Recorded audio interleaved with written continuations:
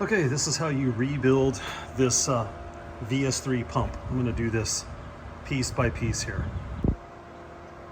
So first we're going to install the foot. Next we're going to install the cowling bracket in the upward facing position like this one. There are two of them.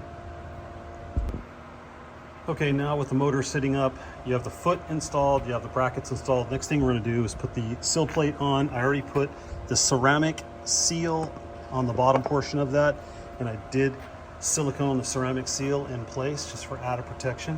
Now we're going to put the screws that hold the motor onto the sill plate before we put the impeller on. Now we're going to put the spring-loaded mechanical part of the seal on top of that and push that into place.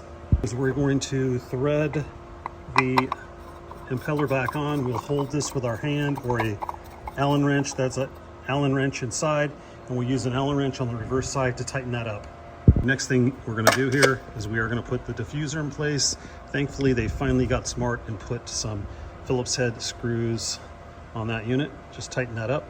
Now you have the motor sill plate on, the impeller on, the diffuser on. Now we're going to put on the motor cover or the cowling. There are two pieces, one on the right and one on the left. Now that you have the motor covers both in place, now you're going to put, this is the drive. This actually plugs into this socket right here. So on the bottom of this drive is the socket, someplace in there, and that's going to drop right onto that. There are 4 screws that hold this unit on. There are 4 of them. They're easy to find. All 4 of these will hold this unit onto the motor. And finally, you have to put now the control board on, which plugs into these 4 pegs. And at the bottom of the control board, you have your 4 pegs here. So basically, it's just a matter of lining those up. There is a guide there to help you, a guide here and a guide there. So you just aim for those and just push it right in.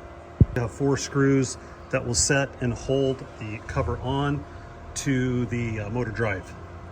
Okay, now that everything's back together, I did change the diffuser O-ring and the seal plate O-ring. I had some originals that I put on there, and now we are ready to hook up our power 220 onto these 2 legs and our ground wire here, and put our final piece, our final cover, before we prime the motor and start it back up.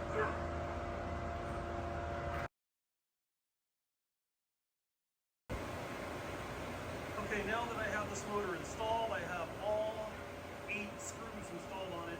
Basically, to turn it on, I already did it, was hit the on and off, the on stop button when it's green.